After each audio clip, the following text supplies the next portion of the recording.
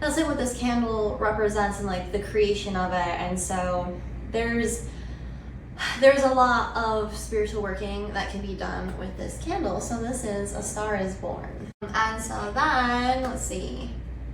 Oh, what fragrance is this? I think I got my book because I don't always remember it's the blend. Like you can smell like the main one. How far back is this? There we go. Okay. Alright, I have a lot of, okay, Star Is Born. It's just vanilla. Okay. I was worried that I put something else in there and I couldn't detect it or whatever.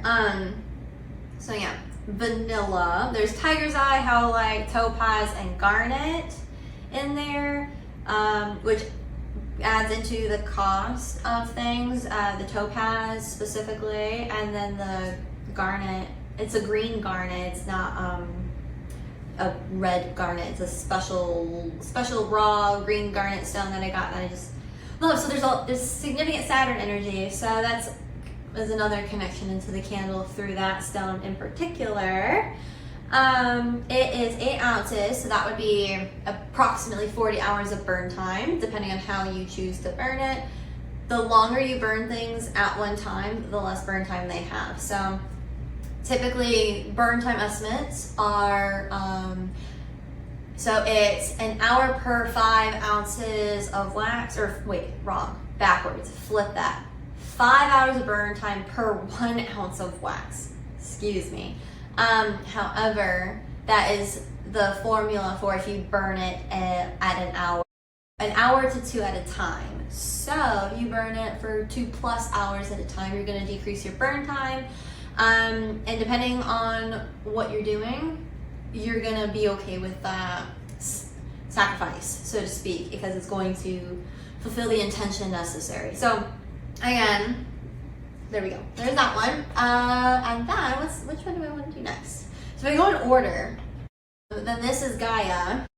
So both of these vessels I got from Meredith. She does vintage glass and baked goods at the Nashville Flea Market. She's wonderful, and I'm so blessed that she like picks out and gives me such wonderful vessels. So this is a Farberware, like just a little china, I don't know, candy canister or like sugar flower, whatever. The beautiful butterflies, and it just reminds me of Virgo. It reminds me of Gaia. It reminds me of those September, maybe even like late August, kind of, it depends on where you are in the world, but like those late summer, early fall moments. You could probably even go deep into the beginning of November before, again, depending on where you are, it depends on when the weather starts changing for you and the colors.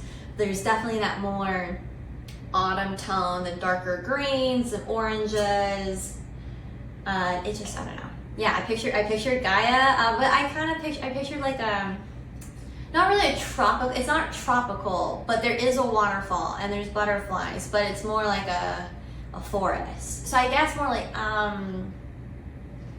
the Pacific Northwest. Okay, that's Washington and like British Columbia. I don't know if that's accurate or not, but that's kind of like the vibe that I get from this. There is a rune in there, and I did a rune pull, and so I wanted to still I wanted it to be not really a full moon, but also like more of a full moon with still like an essence of a crescent. So I don't know how well you guys can see that based off of how I've done everything. The close-ups I have a bunch of close-ups on social media, on the website, and all the above if you want like a closer look of it. I can't do everything all at once. I'm trying to figure out the best way to like juggle all of these things and give people the right view, but also be different.